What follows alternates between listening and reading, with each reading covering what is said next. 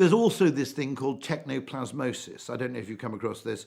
I coined the phrase, but the work was done by a guy called Adel Al-Borki, who's this extraordinary kind of self-taught marketing guru in Benghazi, Libya, who started writing for The Drum and writing for also on LinkedIn. Yeah.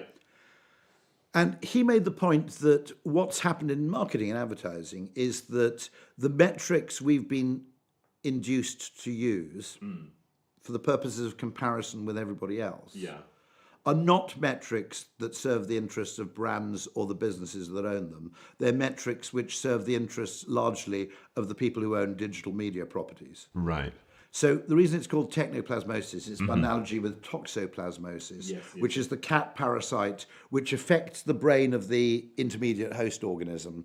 So when it gets into a rat or mouse, it makes the rat or mouse unafraid of cats so that they're more likely to get eaten. So the parasite is more likely then to be able to infect another host organism. So it takes away, it's basically, it becomes a brain parasite in any small rodent, where it affects the whole brain chemistry, so the rodent basically goes, cats, okay? And that's how it maximizes its fitness. Right. Now, what's happened is that Google and Meta and so forth have somehow induced marketers all to use the same marketing metrics, which are largely contrived to serve disproportionate investment in the very properties which Meta and Alphabet own. Right. So, I mean, it was interesting, wasn't it, that your recent paper showed that influencer marketing is disproportionately successful. And I might argue that might be because influencer marketing is one of very few forms of digital advertising which actually does the job that advertising is supposed to do, which is actually telling people information in some sort of narrative form from a source which may be in some degree convincing. Most of performance advertising is a shelf wobbler without a shelf. Right. Okay? It's just it's point of sale transactional stuff. Nothing wrong with that. I like shelf wobblers, but normally they're next to the product which you can buy right away. Okay? Now, okay, there are products which, if you buy them online, performance marketing works fairly well. Does it work for Unilever? Am I going to see an offer on a banner and go, whoop-de-fucking-do, let's build a whole Ocado shop around a 20% saving on shampoo? I don't really think so, okay? So that's what I mean by a shelf wobbler without a shelf. It works in some categories in a kind of very narrow transactional way, but it's not really advertising in the conventional sense of any kind of brand investment. It's entirely bottom of the funnel stuff. Now, nothing wrong with the bottom of the funnel, by the way. Optimize that first. Because if you haven't got your conversion right, then anything you spend further up the funnel is going to be suboptimal, if not wasted. But at the same time, that's the idea that simply because it's easier to prove the efficacy of your expenditure, you should spend it all there. And so what those people have done is they've turned self-justification and accountability into a target. Okay, accountability is a very valuable attribute of advertising, but it shouldn't be a target. Now, I worked in direct marketing. I still consider myself a direct marketer.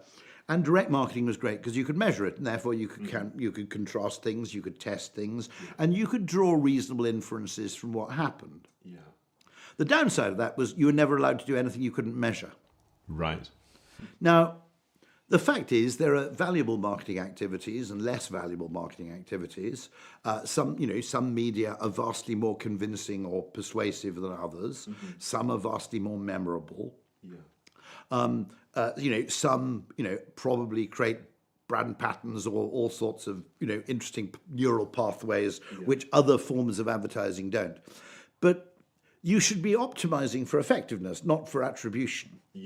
Really, shouldn't you? I mean, that call me old-fashioned, And do you need to know? Well, if you're selling individual consumer data and you believe that the only really valuable thing about a medium is that it allows you to target people individually, and therefore you want people to become fixated on individual targeting, then obviously you'll convince people that the attribution to every unit of of cost, there is an equivalent unit of revenue that must be attached.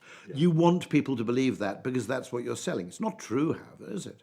No, Right? no. I mean, there are many, many more effective ways of advertising things. They're just not quite as easy to reduce to a granular level of measurement. I mean, the idea of hyper-targeting, I guess, is in some... I mean, the interesting thing with hyper-targeting is actually it often reduces the element of creativity in there, which is often what resonates so well. Abbott famously said, shit that arrives at the speed of light is still shit. Okay, that was a shot across the bows. Of course. Just to be clear about this, I mean, the opportunity for a breakthrough in creative is much, much higher than the opportunity for a real breakthrough in media. Really. Right, yeah. Okay. In terms of what you might call a complete game changer. Yeah. You don't need to measure the efficacy of everything at that granular level, the individual level. If something works, it works. That's good enough. That's justification enough. You don't need to dissect it down to its individual consumer components. You know, loads of media, if they work, they work. Do you need to know exactly at what level they're working? No. And so the whole thing has become grotesquely infected by a mixture of technoplasmosis, I would argue, and this business of risk aversion, where you're better off being able to justify your own existence than you are being able to make money. It's much better to be able to justify the money you make for your employer, however paltry that sum may be, that it is actually delivering something of immense value where the value is difficult to quantify.